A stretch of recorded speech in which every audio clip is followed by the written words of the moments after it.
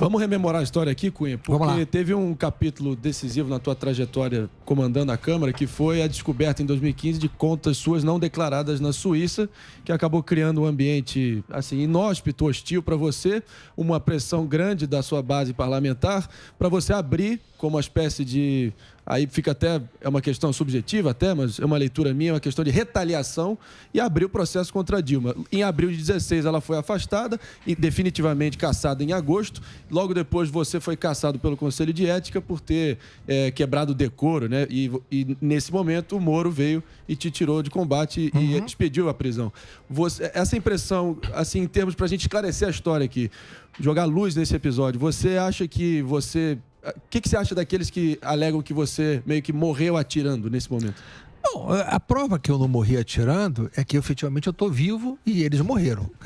Politicamente. Então, já começa isso. Segundo lugar, é o seguinte, a história das contas que surgiram e que eu respondi naquele momento, talvez eu tivesse respondido de forma diferente, não devesse ter ido para aquele enfrentamento que eu fui naquele momento, talvez tivesse sido um erro meu. Mas a prova é o seguinte, é muito importante ler o livro, porque tem historiado todos esses fatos e tudo aquilo, toda a minha argumentação. É muito difícil resumir, isso consome pelo menos umas 200 páginas do livro que você está falando. Caramba! Eu falar 200 páginas do livro aqui em 5 minutos, obviamente, não é impossível. Mas não te deixando sem resposta, que eu não quero deixar, só uma página do livro que eu reproduzi aqui, um documento do próprio Ministério Público Federal, está reproduzido na página 800, 801 do livro, em que ele peticiona no processo, pedindo a minha colaboração para ter acesso à conta, porque eu sou apenas o frutuário da conta, então não tinha direito, eu fiz uma assinatura autorizando que eles repatriassem e não foi aceita, porque não podia ser aceita, porque a conta não era minha. Então, isso é a prova que efetivamente eu não menti. Então, pela qual gerou a minha cassação. É uma mentira. Eu não fui cassado por ter conta. Eu fui cassado porque eles consideraram que eu menti na CPI por causa de eu disse que eu não tinha conta. E, efetivamente, eu não tinha conta. Essa que é a verdade e está corroborada pelo próprio Ministério Público, e está aqui o facsímile do documento colocado aqui. E, Cunha, esse foi o motivo da prisão, né? O motivo da prisão, foi o seguinte, quando eu perdi o mandato, a prova que a prisão é injusta e ilegal está dada agora pelo Supremo, porque efetivamente é o seguinte, eu fui preso no processo, tive uma prisão preventiva de 4 anos e meio, 1 ano posso ter ficado sob domiciliar, por um processo que o juiz que me prendeu, ele foi declarado incompetente pelo Supremo para conduzir o meu processo. O processo foi anulado e está sendo remetido à Justiça Eleitoral. Essa que é a verdade. Mas isso é agora, Agora, em 14 de setembro. Então, mas deixa eu fazer uma pergunta. Então, a verdade é que você chega à conclusão é o seguinte, eu fui preso 4 anos e meio por um juiz que não tinha competência para me processar e me julgar. Que é o Moro lá? Moro, claro, é o Moro. Então, mas vamos lá, Cunha. Porque a gente tem que pensar... Eu estava pensando o seguinte... Virou uma bela de uma... Eu estou falando como povo, como a gente senta na rua, como a gente conversa. Porque a gente sabe que o jogo político é um jogo pesado.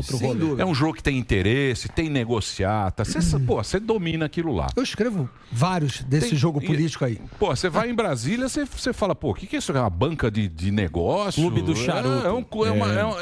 E a gente é muito ingênuo nisso. E o povo hoje em dia está querendo...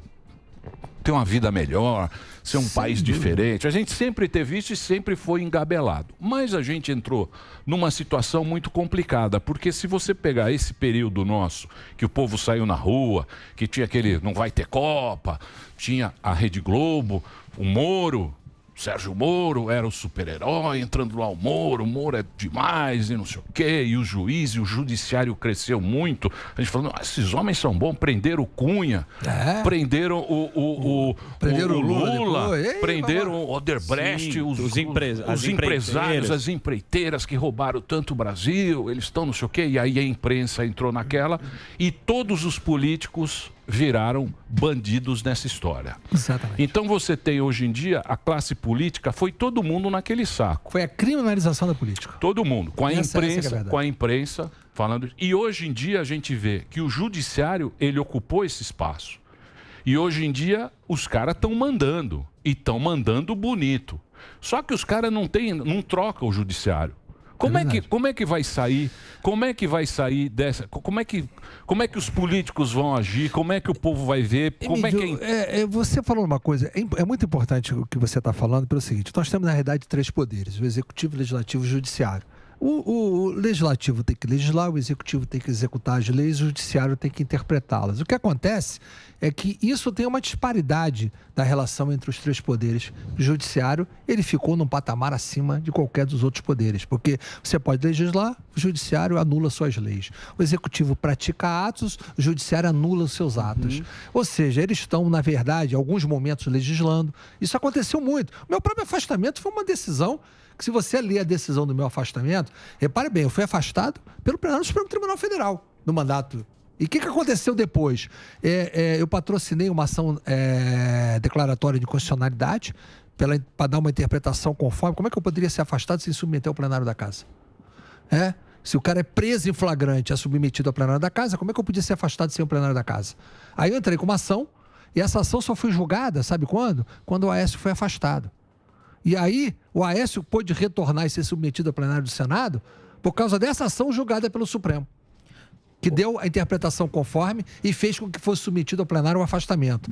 Então, o Poder Judiciário, ele fez intervenções e continua fazendo ao longo do tempo, e esse poder, você tem razão, ele está cada hora mais, até porque o cargo de juiz é vitalício, os ministros de tribunais superiores têm mandatos, não têm mandatos, são vitalícios também até uma idade compulsória de aposentadoria, que, diga-se de passagem, foi aumentada por mim quando votei a PEC da Bengala, e aumentei para 75 anos a idade de aposentadoria.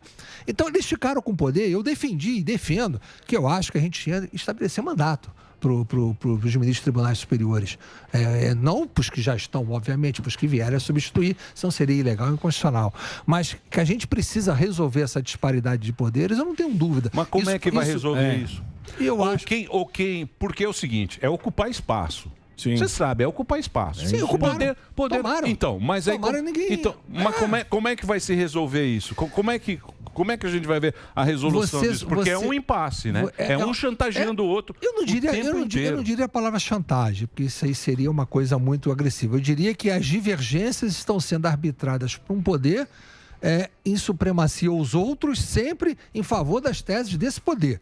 Perfeito. A palavra chantagem eu acho agressiva. Eu não acho que há uma chantagem de um lá com o outro. Não é isso. O que eu acho é como você falou. Foi ocupando espaço, foi ganhando espaço, e esse espaço não está sendo contestado. É aquela história. Você vai avançando, vai avançando, vai avançando, vai avançando. Quando você vê, tomou tudo. Essa é a verdade.